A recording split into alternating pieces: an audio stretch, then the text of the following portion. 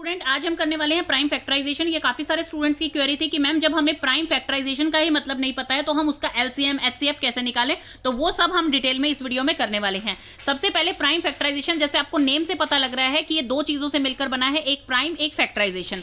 सबसे पहले हम देखते हैं कि फैक्टर्स होते क्या है। फैक्टर होते हैं स्टूडेंट वो नंबर जो नंबर किसी से डिवाइड होते हैं, उनका कोई रिमाइंडर नहीं बचता, उसे उस नंबर का फैक्टर कहा जाएगा। जैसे एग्जांपल के तौर पे 8 में आपको बताती हूं, और हर नंबर के दो फैक्टर होते ही होते हैं स्टूडेंट, मतलब एटलीस्ट दो फैक्टर हर नंबर के होते हैं। जैसे 1 जो है वो हर किसी से डिवाइड हो जाता है विद नो रिमाइंडर। जैसे कि 8 को अगर हम 1 से डिवाइड करते हैं तो कितना आता है आपका, यहां पर 8 आंसर आ गया है और 0 रिमाइंडर बच गया, तो 1 जो है वो हर नंबर से डिवाइड एग्जैक्टली हो जाता है। तो इसलिए 1 हर किसी का फैक्टर रहेगा, और एक वो नंबर खुद, क्योंकि 8 को अगर हम 8 से डिवाइड करेंगे तो यहां पर 1 आ जाएगा और 0 रिमाइंडर बचेगा, तो 8 भी अपना फैक्टर खुद का होगा। मतलब कि हर नंबर अपने आप का फैक्टर होता है और 1 का फैक्टर होता है। ये दो तो पक्के हैं, तो ये चीज हो गई। नेक्स्ट 8 हम देखते हैं किसकी टेबल में आता है। 8 को जब हम 2 से डिवाइड करते हैं तो आपका आंसर आता है 4 और 0 रिमाइंडर बचता है, दैट मींस ये 2 से भी डिवाइड हो रहा है। देन उसके बाद इसको देखेंगे, क्योंकि 4 की टेबल में आ गया है तो 4 से भी हो रहा है। बस यहीं पे आप स्टॉप कर देंगे फैक्टर्स को। जब भी आपके दो नंबर रिपीट हो जाते हैं तो आप फैक्टर्स को वहीं पे स्टॉप कर देंगे। फॉर एग्जांपल जैसे 8 का हमने यहाँ पे लिया था, हम 16 का लेते हैं। अब थोड़ा सा बड़ा नंबर है, 16 का हम लेंगे। सबसे पहले इसे 2 से डिवाइड करेंगे तो 8 आ गया है यहाँ पर 16 0। देन इसको 3 से करेंगे, 3 की टेबल में ये नहीं आता है, 4 की टेबल में आएगा। 4 की टेबल में 16 को डिवाइड करेंगे हम तो आपका आंसर 4 आ जाएगा और 0 रिमाइंडर बच गया है। देन उसके बाद 5 की टेबल में ये नहीं आता है, 6 में नहीं आता है, 7 में नहीं आता है, देन 8 में आ गया है। 8 की टेबल में जब हम इसे करेंगे तो यहां पर आपका 2 आ जाएगा। जब 8 एंड 2 यहां पर सेम आ गया है तो इसे हम यहां पर स्टॉप कर देंगे। आगे आपको फैक्टर्स निकालने की जरूरत नहीं है, क्योंकि जब ये नंबर सेम आ जाते हैं तो दैट मींस आगे इसकी फैक्टराइजेशन नहीं होगी। तो 16 के कितने फैक्टर्स होंगे, सबसे पहले मैंने आपको क्या ट्रिक बताई है, 1 एंड वो नंबर खुद, वो तो आपको लिखना ही लिखना है, वो तो हर किसी के फैक्टर्स होते हैं। 1 हर किसी का फैक्टर होगा और जो नंबर खुद है वो अपना फैक्टर जरूर होगा ही होगा। तो 2 एटलीस्ट फैक्टर होते हैं हर नंबर के। देन उसके बाद यहां पर आ जाएगा 2, देन आ जाएगा 4, दैट्स इट, एंड 8। ये हैं इसके फैक्टर। ये 5 फैक्टर होते हैं आपके 16 के। 8 के कितने फैक्टर हैं, ये 4 फैक्टर्स हैं। तो अब आपको समझ आ गया फैक्टर्स क्या होते हैं। फैक्टर वो नंबर होते हैं जो किसी भी नंबर से कंप्लीटली डिवाइड हो जाए, मतलब एग्जैक्टली डिवाइड हो जाएं। जैसे कि 8 किस किस की टेबल में आता है वो उसके फैक्टर होंगे। 8 2 की टेबल में आता है, 8 4 की टेबल में आता है, 8 8 की टेबल में आता है, 8 1 की टेबल में आता है, तो ये इसके फैक्टर हो जाएंगे। इसी तरह से 16 किस किस की टेबल में आता है, 1 की टेबल में 2 4 8 एंड 16, तो ये इसके फैक्टर हो गए। होप सो आपको फैक्टर्स अच्छी तरह समझ आ गए फैक्टर क्या होते हैं। नेक्स्ट आ गया है प्राइम क्या होते हैं। अब प्राइम नंबर वो नंबर होते हैं स्टूडेंट्स, एक होते हैं प्राइम नंबर आपके, एक होते हैं कंपोजिट नंबर। प्राइम नंबर वो नंबर होते हैं जिनके सिर्फ 2 ही फैक्टर होते हैं। समझ आया आपको, जिनके सिर्फ 2 ही फैक्टर होते हैं, जो या तो अपनी ही टेबल में आए या 1 की टेबल में तो हर कोई आता ही आता है, बाकी किसी की टेबल में वो नहीं आते, उन्हें प्राइम नंबर कहा जाता है।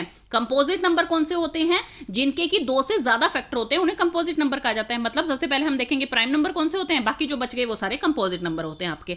ये चीज आपको अच्छे से समझ आ गई। जैसे मैं इसका एग्जाम्पल देती हूँ, 3 इसका एग्जाम्पल है, 2 इसका एग्जाम्पल है। 2 सिर्फ अपनी ही टेबल में आता है या 1 की टेबल में आता है, तो इसके फैक्टर क्या हुए, 1 एंड 2। 3 के फैक्टर क्या हुए, 1 एंड 3।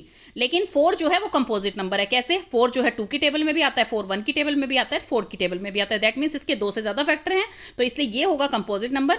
और जिन नंबर्स का जो नंबर सिर्फ अपनी ही टेबल में आते हैं या 1 की टेबल में आते हैं, उनको कहा जाएगा प्राइम नंबर, जिनके सिर्फ 2 ही फैक्टर होते हैं स्टूडेंट। जैसे कि इसके एग्जाम्पल 3 हो गया है, 5 हो गया है, 7 हो गया है, देन 11 हो गया है, तो ये नंबर होंगे आपके प्राइम नंबर्स। तो अब आपको समझ आ गया, प्राइम नंबर हो और प्राइम फैक्टर्स, उन्हें प्राइम फैक्टराइजेशन कहा जाएगा। अब समझ आ गया आपको। तो इनको 2 मेथड से किया जाता है स्टूडेंट, एक होता है ट्री मेथड और एक होता है डिवीजन मेथड। दोनों ही मेथड बहुत ही इजी हैं। कोई भी आप नंबर ले लीजिए, ऐसा नहीं है कि आप छोटे ही नंबर लीजिए। जैसे मैंने अभी आपको एग्जांपल दिया था, जैसे हम इसमें ट्री मेथड में अब एग्जांपल लेके देखते हैं 72 का। 72 का ट्री का क्या मतलब होता है, ट्री का मतलब होता है इस तरह से ब्रांचेस बन जाना। ये होता है ट्री कि पहले एक है, फिर 2 ब्रांच बन गई, फिर आगे फिर 2 ब्रांच, फिर 2 ब्रांच, तो ये एक ट्री की तरह फॉर्म हो जाता है, इसलिए इसे ट्री मेथड कहा जाता है। डिवीजन मेथड किसे कहा जाता है, इस तरह से ये मेथड होता है आपका डिवीजन मेथड की, एक डिवाइड करते जाइए फिर नीचे जो आंसर आता जाए, इसमें भी डिवाइड ही करना है लेकिन ये ट्री की फॉर्म में बन जाएगा। तो सबसे पहले ट्री मेथड हम देखते हैं। ट्री मेथड में क्या है, कोई भी एक कंपोजिट नंबर ले लिया हमने, जैसे 72 एक कंपोजिट नंबर है, तो क्योंकि प्राइम नंबर तो क्या है, प्राइम नंबर जैसे ही आपका आ जाएगा तो आपका आंसर वहीं पे खत्म हो जाएगा। अब जैसे 11 है तो 11 को आगे हमें उसकी फैक्टराइजेशन ट्री मेथड से और डिवीजन मेथड से करने की जरूरत ही नहीं है। क्यों, क्योंकि 11 itself is a prime number. तो प्राइम फैक्टराइजेशन 11 की क्या होगी, 11 और 1 जो है वो उसकी प्राइम फैक्टराइजेशन होगी। 11 into 1 वो उसका कहलाएगा प्राइम फैक्टराइजेशन। तो अब आपको कोई भी एक कंपोजिट नंबर लेना है इस मेथड को सीखने के लिए। जैसे हमने कंपोजिट नंबर ले लिया 72। अब इसको हम क्या करेंगे, इसको ब्रेक करेंगे जब तक कि इसके प्राइम नंबर नहीं आ जाते। इस लाइन को बहुत अच्छे से याद रखिएगा स्टूडेंट, जब तक ये प्राइम नंबर में कन्वर्ट नहीं हो जाता इसको हम ब्रेक करते रहेंगे। अब सबसे पहले ये 2 की टेबल में जाएगा, 2 की टेबल में इसका आएगा 3 and 6, 36 पे जाएगा ये। देन अगेन ये 2 की टेबल में जाएगा और इसका आंसर आएगा 1 and 8। देन अगेन ये 2 की टेबल में जाएगा, इसका आंसर आएगा 9। देन ये 3 की टेबल में जाएगा एंड 3। 9 तक ये क्या थे, कंपोजिट नंबर थे। अब 3 क्या है, प्राइम नंबर है, तो इसको आगे आपको डिवाइड करने की जरूरत नहीं है। ये आपका बन गया है ट्री मेथड से हमने ये सम सोल्व कर दिया है। आप इसे जब तक ब्रेक करते रहेंगे जब तक कि आपका आंसर जो है वो क्या ना आ जाए, प्राइम नंबर ना आ जाए। तो इसको हम किस तरह से लिखेंगे, इसके फैक्टर्स, ये है आपका 2 इंटू 2 इंटू 2 इंटू 3 इंटू 3। अब आप इन सबको मल्टीप्लाई करेंगे तो आपका आंसर आ जाएगा 72। तो प्राइम फैक्टराइजेशन ऑफ 72 इज ये, प्राइम फैक्टराइजेशन 72 का क्या है, ये है। Let's take example of division. Hope so आपको ट्री मेथड अच्छे से समझ आ गया होगा। ट्री आप जब तक बनाते रहेंगे जब तक कि आंसर जो है वो प्राइम नंबर में ना आ जाए। समझ आ गया। अब डिवीजन मेथड के लिए हम एक सम लेते हैं। देन डिवीजन मेथड में मान लीजिए हम एग्जाम्पल लेते हैं 84 का। तो 84 को हम डिवीजन मेथड में कैसे करेंगे, सबसे पहले जो लोवेस्ट नंबर होता है उससे हम स्टार्ट करते हैं। तो लोवेस्ट प्राइम नंबर आपका क्या आ गया है, 2 आ गया है, क्योंकि 1 जो है वो ना तो प्राइम नंबर है ना कंपोजिट नंबर है, क्योंकि ना तो 1 के 2 फैक्टर होते हैं ना 2 से ज्यादा फैक्टर होते हैं। तो इसलिए 1 ना तो प्राइम नंबर होगा ना कंपोजिट नंबर होगा। ये भी आपके ट्रू एंड फॉल्स में आता है क्वेश्चन। तो सबसे पहले 2 से करेंगे, 4 and 2 आ गया आपका। देन अगेन 2 से करेंगे, 2 and 1 आ गया। देन 3 से करेंगे, इसे 7 आ गया है।